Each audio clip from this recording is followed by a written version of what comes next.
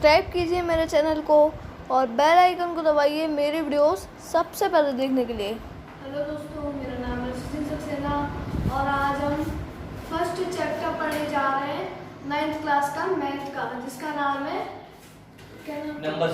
Number system नाम था। तो आज हम वो पढ़ने जा रहे हैं, पापा पढ़ाएंगे। तो हमें एक्चुअली क्या हुआ था, रोहित पांडे एक स्टूडेंट है हमारे, उनका कमेंट आया था कि सर 9th क्लास का मैथ का फर्स्ट चैप्टर हमें पढ़ा के दिखाइए। तो आज हम वो पढ़ने जा रहे हैं, पापा आ रहे हैं, समझाएंगे आपको। तो चलिए समझते हैं। चलो, तो हम लोग पढ़ेंगे क्लास 9 मैथ का फर्स्ट चैप्टर, जिसका नाम है नंबर सिस्टम। क्लास 9 के मैथ का फर्स्ट चैप्टर जिसका नाम है नंबर सिस्टम। ठीक है, तो थोड़ा सा हम पहले रिकॉल कर लेते हैं नंबर सिस्टम में हमको क्या क्या देखना है।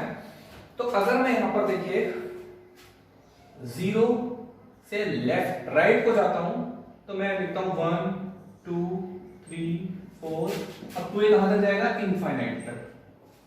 और 0 से मैं लेफ्ट में जाता हूं तो -1 -2 -3 -4, अब तो ये कहां तक जाएगा? फिर इनफाइनाइट तक जाएगा। अब इसमें ध्यान से देखिएगा कि 0 से जब मैं राइट में चल रहा हूं तो 1 2 3 4 5 ये जो मेरे नंबर्स होंगे यहां से एक्सक्लूडिंग 0, नंबर लाइन पे एक्सक्लूडिंग 0 जो मेरे ये नंबर्स होंगे, ये सारे के सारे नंबर कहलाते हैं नेचुरल नंबर्स। ये क्या कहलाते हैं? Natural numbers. अब इन नंबर्स में मैं अगर 0 को ऐड कर लेता हूं तो ये बन जाते हैं whole numbers. Including 0 natural numbers क्या बन जाते हैं? Whole number. और एक्सक्लूडिंग 0 ये नेचुरल नंबर। अच्छा, अब मैं इसमें 0 के लेफ्ट हैंड वाले साइड भी यानी कि निगेटिव को भी ऐड कर देता हूं, तो ये निगेटिव इनफाइनाइट से लेकर 0 पे आएगा, 0 से प्लस इनफाइनाइट तक जाएगा। तो इस पूरी सीरीज को हम, ये जितने भी इसमें नंबर्स हैं, इन सबको मैं क्या बोल देता हूं?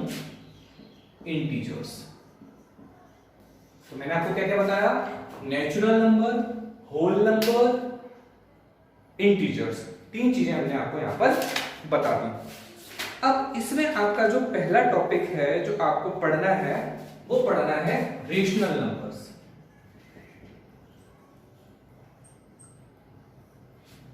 ठीक, तो रेशनल नंबर क्या होते हैं? बेसिकली रेशनल नंबर वो नंबर होते हैं जिनको मैं P/Q की फॉर्म में दिखा सकूं, शो कर सकूं।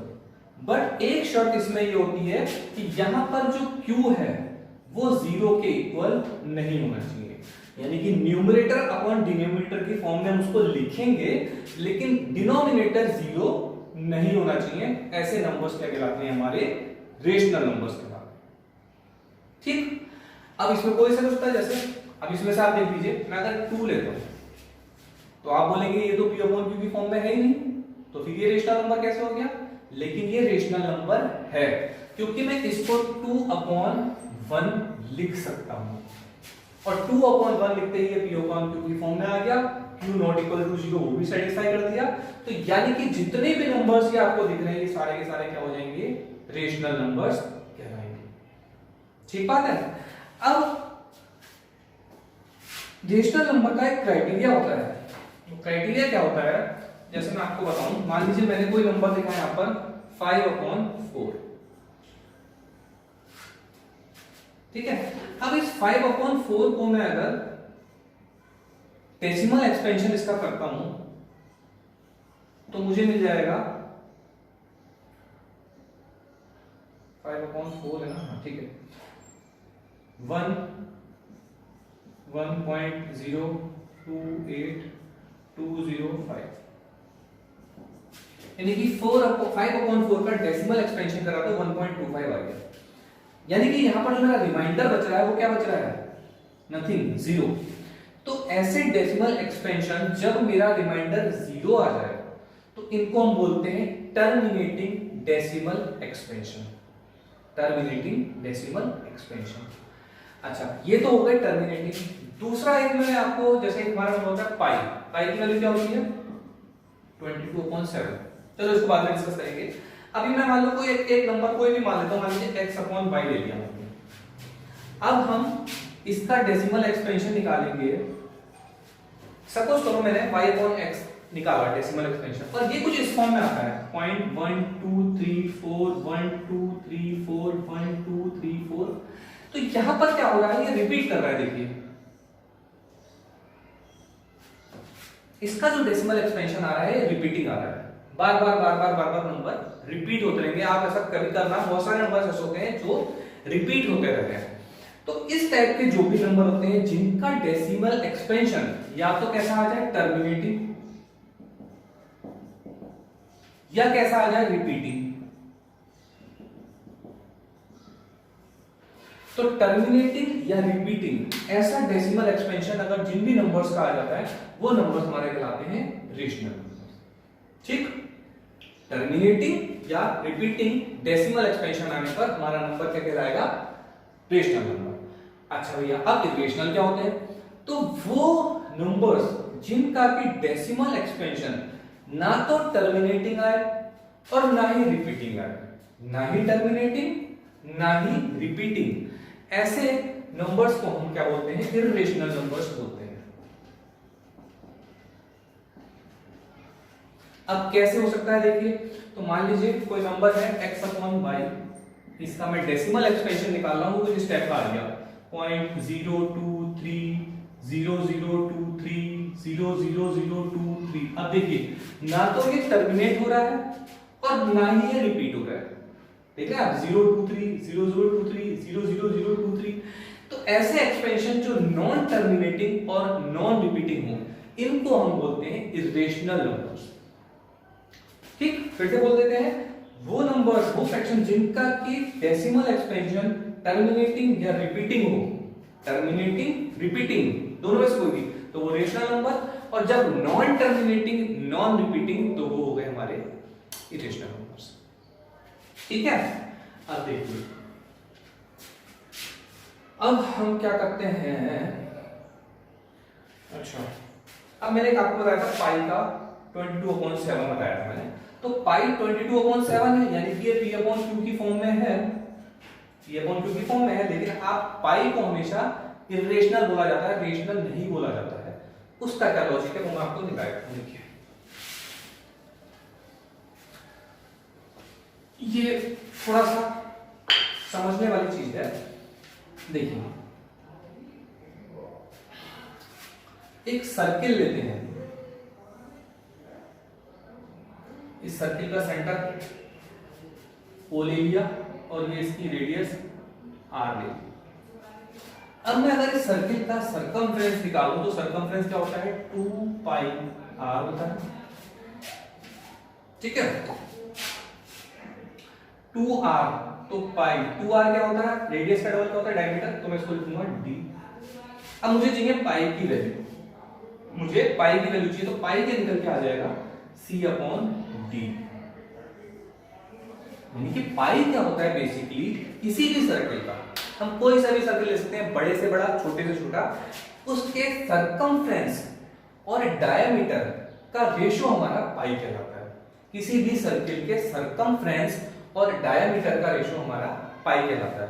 अब ध्यान से समझिएगा, सरकमफ्रेंस डायमीटर, अगर मैं मान लीजिए कोई सा भी सर्किल बनाऊं अंदाजे से, और मुझसे कहा जाएगा उसका सरकमफ्रेंस आप मेजर करो, उसका डायमीटर मेजर करो, उनको डिवाइड करो, तो मुझे पाई मिल जाएगा। अब ध्यान से समझिएगा इस चीज को कि ये जो वैल्यूज आएंगी ना सरकमफ्रेंस और डायमीटर की, ये मेजर्ड वैल्यू होंगी, एग्जैक्ट वैल्यू नहीं होंगी। अब एग्जैक्ट वैल्यू और मेजर्ड वैल्यू में फर्क क्या होता है, अगर मैं बोलूं कि मैं 2 साल का हूं, या कोई एक बच्चा है वो 2 साल का है, तो वो एग्जैक्ट है कि वो 2 साल का ही है, वो 2 साल का ही है। लेकिन अगर मैं कहूं कि सपोज करिए, या आप इसको ऐसे भी मत समझिए, आप इसको वैसे ही समझिए जैसे हम लिखते हैं, भाई हमारे पास नंबर लाइन पे क्या था 1 2 3 4 5 6 ऐसे नंबर थे। अब यहां पर जो नंबर 1 है और नंबर 2 है, इंडिविजुअल जो है एग्जैक्ट वैल्यूज है। मैं 1 की जगह पर कुछ और भी लिख सकता हूं, 2 की जगह में कुछ और लिखता हूं, मैं 1.00000000 कितने लिख रहा हूं, ये भी यहां पर नहीं लिख सकता हूं क्योंकि ये एग्जैक्ट वैल्यू है। अब मेजर्ड वैल्यू क्या होगी, मैं अपनी हाइट को अगर मेजर करूं तो कोई बताएगा 5.8, कोई बताएगा 5.9। अगर बार बार भी इसको मेजर करा जाएगा ना तो थोड़ा सा बहुत डिफरेंस आ जाएगा, क्योंकि हमारा जो मेजरिंग टेप है उससे हम मेजर कर रहे हैं। किसी भी चीज को अगर मैं मेजर करूंगा तो करेक्ट हर बार, चाहे वो पॉइंट के 1000वें हिस्से में चाहे पॉइंट के 100वें हिस्से में, वो डिफरेंस हमेशा आएगा। तो ये वैल्यू जो निकल के आएगी ना, ये एग्जैक्ट वैल्यू कभी भी नहीं होगी। C/D की जो वैल्यू होगी ना, ये एग्जैक्ट वैल्यू कभी भी नहीं होगी, ये हमेशा मेजर्ड वैल्यू रहेगी। इसीलिए क्योंकि ये मेजर्ड वैल्यू में एग्जैक्ट नहीं है तो पाई हमेशा क्या कहलाता है, इरेशनल नंबर कहलाता है, कभी भी रेशनल नंबर नहीं कहलाता, क्योंकि हमको उसकी एग्जैक्ट वैल्यू कभी भी नहीं मिलेगी, कभी मिलेगी भी नहीं, क्योंकि C/D हमारा क्या आएगा, हमेशा मेजर्ड आएगा या बना हुआ है। तो इसलिए पाई को हम इरेशनल कहते हैं, रेशनल नहीं कहते हैं। तो ये तो आपके आउट ऑफ कोर्स था, मैंने थोड़ा सा बता दिया। अब नेक्स्ट है इसमें टॉपिक कि गिवन अंडररूट नंबर को हमने नंबर लाइन पर लोकेट कैसे करा जाए। जैसे मान लीजिए मुझे √2 है, √2 को नंबर लाइन पर लोकेट करना है तो हम कैसे करेंगे, तो बहुत इजी है। हमने पाइथागोरस पढ़ा है। पाइथागोरस में क्या होता है, हम एक राइट एंगल ट्रायंगल लेते हैं जिसका ये परपेंडिकुलर होता है, एक बेस होता है और एक हाइपोटेन्यूज होता है। तो फॉर्मूला क्या होता है, हाइपोटेन्यूज का square is equal to perpendicular का स्क्वायर प्लस बेस का square.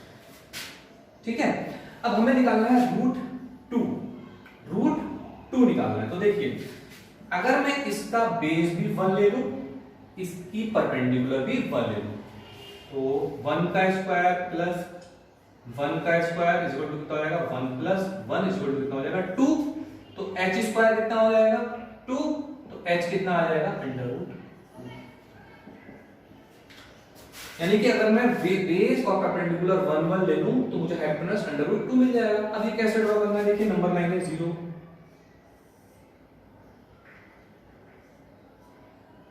1 2 3 4 and so on such. तो सब मुझे √2 बनाना है। आप यहां पर 1 यहां ले लीजिए, इस पर परपेंडिकुलर डालिए, ये भी 1 ले लीजिए और इसको मिला लीजिए, तो ये ऑटोमेटिकली √2 निकल जाएगा। अब मुझे बनाना है √3, तो देखिए मैं यहां पर फिर 1 बना दूंगा, ऐसे परपेंडिकुलर डालूंगा और ये डिस्टेंस 1 ले लूंगा। अब यहां मिला दीजिए तो ये आ जाएगा √3। कैसे, देखिए इसी में रखते हैं, इसी वाले में रखते हैं √3 के लिए। √3 के लिए तो p मेरा कितना है, 1 का स्क्वायर प्लस √2 का स्क्वायर, तो ये कितना हो जाएगा, 1 प्लस 2 3 आ गया, तो h स्क्वायर कितना मिल गया, 3, तो h कितना मिल जाएगा, √3 मिल जाएगा। तो इसी तरह से ये चलते जाएगा। तो ये तो हो गया अंडररूट नंबर को हमने नंबर लाइन का हम लोकेट कैसे कर सकते हैं। अच्छा जी, ठीक हो गया, ये भी ठीक है। अच्छा, एक बड़ी इंपॉर्टेंट चीज है इसमें, हमको ये शो करना होता है कि कोई अगर डेसिमल एक्सपेंशन आपको दिया है, जैसे डेसिमल एक्सपेंशन है 0.3333, यानी कि टर्मिनेटिंग डेसिमल एक्सपेंशन है, सॉरी रिपीटिंग डेसिमल एक्सपेंशन है, जिसको हमने p/q की फॉर्म में दिखाना है। एक रिपीटिंग डेसिमल एक्सपेंशन को p/q की फॉर्म में दिखाना है। तो देखिए कैसे करते हैं। सबसे पहले तो इसको मान लेता हूं x 0.3333, ठीक है, या मैं इसको लिख सकता हूं x = 0.3 बार। अब इस बार का मतलब क्या हुआ कि जो भी नंबर रिपीट हो रहा है, जैसे यहाँ पर 333 बार बार आ रहा है, तो 3 के ऊपर अगर मैंने बार लगा दिया, इसका मतलब क्या हो गया कि 3 बार बार बार बार बार बार आता रहेगा, इनफाइनाइट नंबर रखा है। अच्छा, अब हमने देखा कि बार जो है वो एक नंबर के ऊपर लगा हुआ है, खाली 3 के ऊपर लगा हुआ है, तो 3 के ऊपर बार लगा हुआ है तो मैं दोनों साइड 10 से कर दूंगा मल्टीप्लाई। अगर ये बार 2 नंबर के ऊपर होगा, 2 नंबर्स के ऊपर होगा तो मैं 100 से मल्टीप्लाई करूंगा, अगर 3 नंबर्स के ऊपर होगा तो मैं 1000 से मल्टीप्लाई करूंगा। ऐसी प्रोसेस चलती है। तो देखिए कितना हो जाएगा, 10 × 0.3333, तो ये कितना हो जाएगा 3.3333। अब देखिए इसको मैं लिख सकता हूं 3 + 0.3 बार क्योंकि 0.333 तो हमारा 0.3 बार हो जाएगा। तो 10x इक्वल टू कितना हो गया 3 प्लस 0.3 बार। अब देखिए 0.3 बार क्या है मेरा x है, तो मैं 0.3 बार की जगह में क्या लिख सकता हूं x लिख सकता हूं। अब इस x को कर दिए इधर शिफ्ट, तो 10x minus x is equal to 3, तो 9x इज इक्वल टू 3 या x इक्वल टू कितना हो जाएगा 3/9 हो जाएगा, 1/3 आ जाएगा। तो इसकी वैल्यू यहां से जो निकल के आ गई x इज इक्वल टू 1/3, यानी कि मैं 0.333 या 0.3 बार को अगर p/q की फॉर्म में लिखना चाहूं तो वो कितना हो जाएगा 1/3। अभी हमने सिंगल डिजिट वाला लिया था, एक मैं आपको 2 डिजिट वाला भी करके दिखाया था, जब बार 2 डिजिट के ऊपर आएगा। तो देखिए कैसे होता है, इसी का एग्जांपल ले लेते हैं। x इज इक्वल टू दिया है 1.27227, तो ये कितना हो जाएगा x इक्वल टू जाएगा 1.27 बार। अब देखिए बार 2 नंबर के ऊपर 2 डिजिट के ऊपर आ गया, तो मुझे 100 से दोनों साइड में मल्टीप्लाई करना पड़ेगा। तो 100x is equal to 100 into 1.272727 dot dot dot, तो ये कितना हो जाएगा 127.2727 एंड सो ऑन। अब ध्यान से देखना है यहां पर क्या करना है, इसको मैं लिख सकता हूं 126 प्लस 1.2727 डॉट डॉट। भाई अगर प्लस करेंगे तो 127 पॉइंट इतना आ जाएगा, 127 को 126 प्लस 1 पॉइंट इतना लिख दिया हमने। अब देखिए 100x इक्वल टू, इसको तो ऐसे में लीजिए, ये क्या बन गया हमारा x बन गया, तो प्लस x कर देते हैं, ठीक। तो अब ये कितना हो जाएगा 100x, इसको इधर ले जाइए, माइनस x इक्वल टू 126 या 99x इज इक्वल टू 126, तो x कितना हो जाएगा 126/99। तो इसको हमने x इक्वल टू 126/99, ये भी हमारा रिपीटिंग डेसिमल एक्सपेंशन जो था वो p/q की फॉर्म में आ चुका है। तो ये प्रोसेस है, जब सिंगल बार आए तो आप 10 से दोनों तरफ मल्टीप्लाई करके चलते रहिए, जब डबल में बार आए 2 डिजिट में बार आए तो 100 से करिए, इसी तरह अगर 3 डिजिट में बार आएगा तो आपको फिर 1000 से मल्टीप्लाई करके इसको ले जाना पड़ेगा और ये आपका सॉल्व हो जाएगा। चलिए और क्या है इसमें,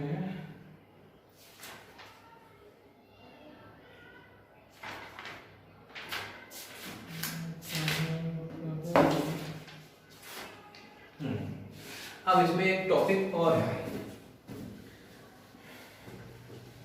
देखिए अभी हमने रूट वाले नंबर्स को नंबर लाइन में हमने शो करना सीखा था, लेकिन वो देखिए आप वो पॉइंट में नंबर नहीं थे, वो होल नंबर थे। जैसे हमने √2 को सीखा, √3 को सीखा, बट अगर ये आ जाए √3.5, अब √3.5 की लाइन आप कैसे खींचोगे, तो देखते हैं इसको कि कैसे होता है। आपको खींचना है √3.5, यहां पर कोई भी डिजिट हो सकती है, कुछ भी हो सकता है, 4.5 6.5 6.7 कुछ भी हो सकता है। तो हमने 3.5 ले लिया। आपने क्या करना है, एक लाइन खींचनी है 3.5 सेंटीमीटर की, ठीक। अब इसमें प्लस 1 सेंटीमीटर और कर दीजिए, तो 3.5 खींची प्लस 1 और कर दी, ठीक। अब उसके बाद इस पूरी लाइन को आप कंपास की मदद से इसको कर दीजिए बाइसेक्ट। कैसे, कंपास में लिया, यहां से यहां, यहां से यहां, यहां से यहां और यहां से यहां, उसके बाद आपको इसको मिला लेंगे ऐसे, तो आपको मिड पॉइंट मिल जाएगा। अब इस मिड पॉइंट में ये डिस्टेंस लेके आपने यहां पर सेमी सर्कल बना देना है, ये सेमी सर्कल बन गया। उसके बाद ये जो पॉइंट था हमारा, जहां पर ये 3.5 की लाइन इससे मिल रही थी, इस पर आपने डाल देना है परपेंडिकुलर। तो ये जो परपेंडिकुलर इस सर्कमफ्रेंस को, ये सेमी सर्कल के सर्कमफ्रेंस को जहां पर भी टच करेगा, तो ये जो हमारा निकल के आएगा ये 3.5 अंडर रूट में आ जाएगा, यानी कि ये वाली चीज हमारी ये हमें यहां मिल जाएगी। फिर समझ लीजिए, आपको अंडर रूट 3.5 बनाना है, तो आपने 3.5 की लाइन खींची, प्लस 1 सेंटीमीटर करा, इसको बाइसेक्ट करा, मिड पॉइंट मिला, इसको फिर आपने सेमी सर्कल बना लिया, फिर इस पॉइंट पर परपेंडिकुलर डाला, जहां पर भी टच करा, तो ये चीज जो निकल के आएगी ये अंडर रूट 3.5 हो जाएगी।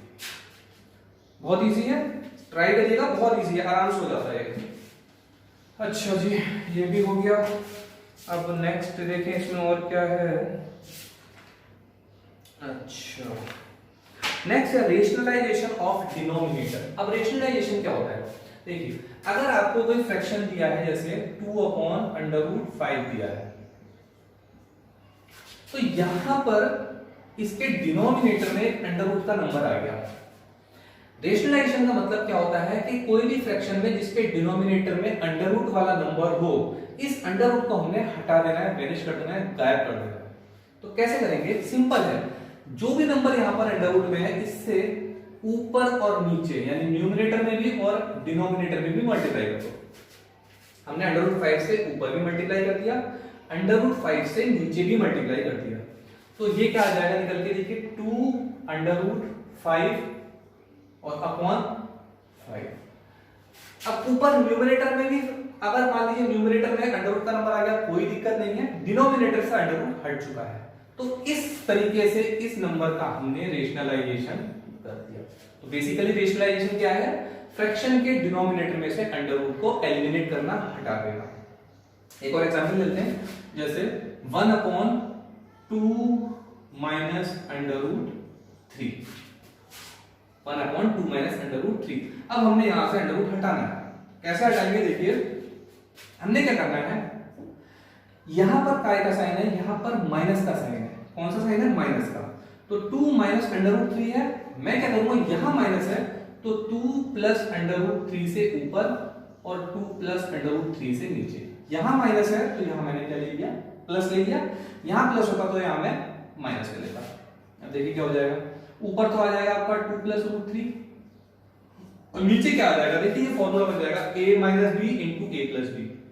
तो a minus b into a plus b क्या होता है, a square minus b square, तो यानी कितना हो जाएगा, 2 का स्क्वायर माइनस अंडर रूट 3 का स्क्वायर, तो ये कितना हो जाएगा, 2 प्लस रूट 3 और अपॉन में क्या आ जाएगा, 4 माइनस 3, यानी आ गया 2 प्लस रूट 3 अपॉन 1। अब देखिए ध्यान से इसको, इसके डिनोमिनेटर में से अंडर रूट हट चुका है, गायब हो गया, वैनिश हो गया है, न्यूमरेटर में अंडर रूट आ जाए उसमें हमें कोई दिक्कत नहीं है।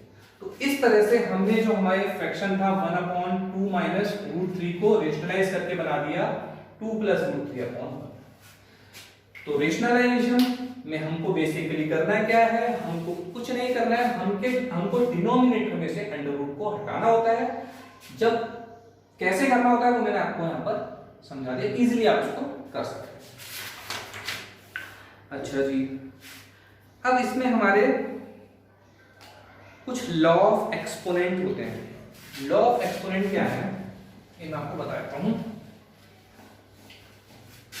जैसे मान लीजिए पावर में कोई नंबर है, जैसे a to the power b है, a to the power b है और a to the power c है, दो नंबर मुझे दिए हैं। अब देखिए ध्यान से, जब ये पावर में नंबर होते हैं ना, तो इसको हम बोलते हैं बेस और इसको बोलते हैं इसकी power. a to the power b में a बेस हो गया और b पावर हो गया, ऐसे a to the power c में a बेस हो गया और c पावर हो गया। अब इन दो नंबर का अगर मैं मल्टीप्लिकेशन करूं तो देखिए यहां पर क्या हो रहा है, मल्टीप्लिकेशन में दोनों का बेस सेम है, यहां पर भी a है, यहां पर भी a है, पावर अलग अलग है।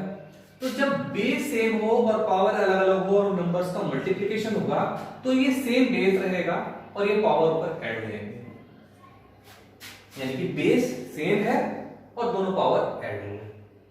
ठीक, अब क्या करते हैं, a to the power b into c to the power b। अब देखिए अब क्या हो रहा है, अब बेस चेंज हो गए हैं, पावर क्या है, सेम है, बेस चेंज हो गए, पावर सेम है, तो इस कंडीशन में क्या हो जाएगा, बेस इंटू हो जाएंगे और ऊपर से पावर सेम आ जाएगी। तो a to the power b into c to the power b में क्या बन गया, a into c to the whole power b बन गया। अब next a to the power b upon a to the power c। अब division हो रहा है, देखिए बेस सेम है, पावर डिफरेंट है, बेस सेम है, पावर डिफरेंट है, तो जब डिवीजन में क्या होगा, देखिए मल्टीप्लिकेशन में क्या होता है, बेस सेम होने पर पावर ऐड हो जाएगी, तो जब डिवीजन होगा तो ये पावर क्या हो जाएंगी, माइनस हो जाएगी, a to the power b minus c आ गया। ठीक है, और क्या है भाई इसमें, अब देखिए a to the power m whole power m, यानी कि a की बेस की पावर और फिर पूरे की होल पावर। तो जब ऐसा होता है तो ये क्या होता है, पावर और पावर आपस में मल्टीप्लाई हो जाती है, तो ये हो जाएगा a to the power m into, तो ये कुछ लॉ ऑफ एक्सपोनेंट है जिनका कि इस्तेमाल क्वेश्चंस में किया जाता है। चलिए और कुछ है इसमें, ठीक है। तो आपका चैप्टर यहाँ पर ये खत्म हो गया है। इसके मैंने मेन आपको मेन क्या मतलब सारा ही चैप्टर के सारे टॉपिक कवर कर दिए हैं, कुछ क्वेश्चंस भी आपको कराने की कोशिश करी है। इसको आप अच्छे से घर में रिवाइज करिए, देखिए, बुक से सीखिए। जहां पर आपको लगता है कि दोबारा पूछना है वो पूछिए, हमको कमेंट करके आप पूछ सकते हैं। इसके क्वेश्चन सॉल्व करिए, जो क्वेश्चन आपसे नहीं होते हैं आप कमेंट करिएगा, उन क्वेश्चंस को बताइएगा, आपको उसका सॉल्यूशन भी देंगे। फिलहाल इस चैप्टर को जो मैंने आपको समझाया है इसकी प्रैक्टिस करिए और उसके बाद हमको रिव्यू जरूर दीजिएगा कि आपको ये समझ में आया या नहीं। Thank you. तो लास्ट में मैं इतना ही बोलना चाहूँगा, आप हमें कमेंट करिए और जो भी आप कमेंट करेंगे हम आपको उस बुक का, उस क्लास का, उस चैप्टर का हम आपको रिव्यू देंगे। तो प्लीज़ चैनल को सब्सक्राइब कर देना, लाइक कर देना, शेयर कर देना, बेल आइकन जरूर दबा देना। Bye bye.